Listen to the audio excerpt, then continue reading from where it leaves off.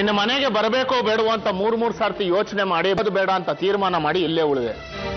ನಾನು ಬರೋದ್ರಿಂದ ಕಿರೀಟ ರಿಪೇರಿ ಕೆಲಸ ಬಾಕಿ ಉಳ್ಕೊಂಡ್ ಬಿಡ್ಬೋದು ಅನ್ನಿಸ್ತು.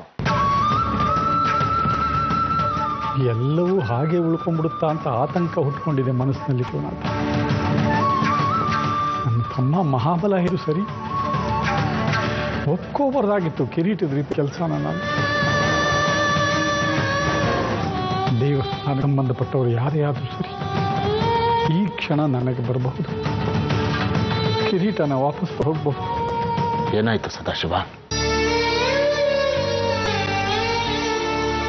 ಇವತ್ತಿನವರೆಗೂ ನಾನು ಕಿರೀಟ ಮುಟ್ಟ,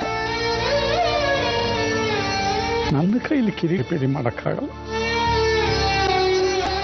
ದಯವಿಟ್ಟು ಕ್ಷಮಿಸಿ ಅಂತ ಕೇಳಲ್ಲ, ಆದರೆ ಹೊಡೆದು ಬಡ್ದು ಅವಮಾನ ಮಾತ್ರ ಮಾಡಬೇಡ್ರಪ್ಪ.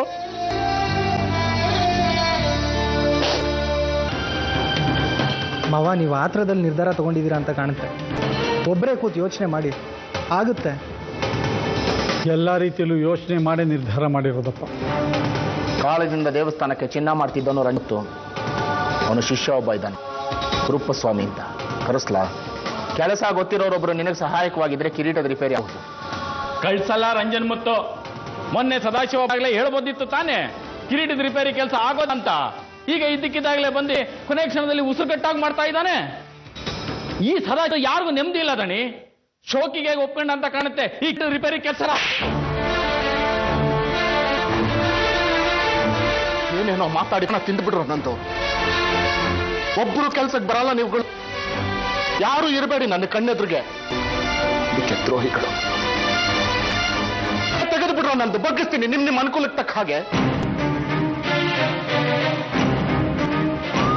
ಯಾಕಪ್ಪಾಜಿ ಕೈ ಎತ್ತೀರಿ? ಈಗ ನಮ್ಮ ಮುಂದಿನ ದಾರಿ ಯಾವುದು? ಅಮ್ಮನವ್ರ ಕಿರೀಟದ ರಿಪೇರಿ ಹೇಗೆ ಮಾಡೋದಲ್ವ ನಮ್ಮ ಮುಂದಿರೋದು? ಇಂಥ ಹೊತ್ನಲ್ಲಿ ತಗೆಡ್ತಾರ? ಏನ್ ಹತ್ತ ಕಾಣ್ತಿದ್ದೆ ಸುಚೇಂದ್ರ ನನಗೆ? ಕಣ್ಣು ಮುಂದಿರೋದು ಅದು ಹಾಗಲ್ಲ ಕಣೋ. ಅಮ್ಮನವರ ಕಿರೀಟದ ರಿಪೇರಿ ಕೆಲಸ ನಾಗಭೂಷಣಂಗೆ ಹೇಳ್ಬಿಡು ಭೂಪಾಲು, ಸುಮ್ಮನೆ ಇರಬೇಕು. ಹಲಹರಟೆಗಳು ಮಾಡಿದ್ರೆ ಇಲ್ಲಿ ತಲೆಗಳು ಉರುಳತ್ತೆ ಹೇಳ್ತೀನಿ. ನನಗೆ ಬೀಳೋದು ಗೋಪಾಲನ ಬಿದ್ದಿದೆ. ನನ್ನ ತಲೆ ಉರುಳುತ್ತೆ ಅಂತ ಹೇಳಕ್ಕಾಗದೆ ನಾಗಭೂಷಣ ಹೇಳೋರು ಹೇಳಿ ಬೇಕು ಅಂತ ಕಿರೀಟ ತಗೊಂಡು ಮನೇಲಿ ಇಟ್ಕೊಂಡು ಕಾಲ ಕಳೀಕಣಪ್ಪ. ಆ ಬಂದಾಗಿಂದ ಏನೋ ತಾಪತ್ರಯ. ಅಸಹಾಯಕನಾಗಿದ್ದೀನಿ ನಾನು, ತಪ್ಪು ಮಾಡಿದ್ದೀನಿ. ಅವಕಾಶ ಕೇಳೋ ಯೋಗ್ಯತೆನೂ ಇಲ್ಲ. ಹಾಗಂತ ಹೀಗೆಲ್ಲ ಅವಮಾನ ಮಾಡಬೇಡ ನನಗೆ.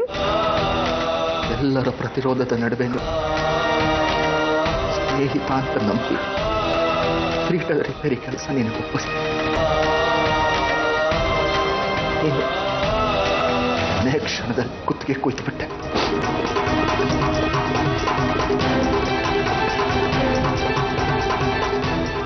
ಕಿರೀಟದ ರಿಪೇರಿ ಕೆಲಸ ಇನ್ನೂ ಆಗ್ಲಿಲ್ಲ. ಕಿರೀಟ ರಿಪೇರಿ ಆಗದೆ ವಾಪಸ್ ಹೋಗ್ತಾ ಇದೆ. ಕಿರೀಟ ಮೊದಲಿನ ತರ ಆಗದೆ ಅಮ್ಮನವ್ರ ಆರಾಧನೋತ್ಸವ ಆಗಲ್ಲ. ದೇವಿ ಮದುವೆ ಇದೆ. ಸಿಕ್ಕಾಕೊಂಡಿದ್ದೀವಿ ಮಹಾಬಲ. ಯಾವುದ್ರಲ್ಲೂ ಏಳಿಗೆ ಆಗ್ತಿಲ್ಲ. ವಯಸ್ಸಿ ಬೇಡ್ಕೊಂಡಿದಾರಕ್ಕ ಭಾವ, ಅದಕ್ಕೆ ಹೀಗೆಲ್ಲ ಆಗ್ತಿದೆ. ಅಮ್ಮನವ್ರ ಶಕ್ತಿನ ನಂಬಲ್ಲ, ಅಗೌರವ ತೋರಿಸ್ತಾರೆ. ಆಗುತ್ತಾ ಏಳಿಗೆ? ಏನೇನೋ ಹೇಳ್ಬೇಡ್ವೆ ಮಂಗ್ಲ. ಕಿರೀಟದ ರಿಪೇರಿ ಕೆಲಸ ಆಗಂಚೆ ಅವರು ಕಂಕಣನ ಬಿಚ್ಚಿಟ್ಟಿದ್ದಾರೆ. ದೇವಿ ಹತ್ರ ಅಮ್ಮನವ್ರ ದಯಪಾಲಿಸಿರೋ ಶಂಖೆ, ಅದರಲ್ಲಿ 9 ವರ ಇದೆ. ಇವ್ರು ಅದನ್ನ ಹೇಳಿದ್ದಕ್ಕೆ ಭಾವ ನಂಬದೆ ಅಪಹಾಸ್ಯ ಮಾಡೋ ತರದಲ್ಲಿ ಶಂಖ ಊದಿ ವರ ಕೇಳಿದ್ದಾರೆ, ನನ್ನ ಬದುಕಿಗೆ ಹೋಗ್ಲಿ ಅಂತ. ಅದಕ್ಕೆ ಹೀಗೆಲ್ಲ ಆಗ್ತಿರೋದು.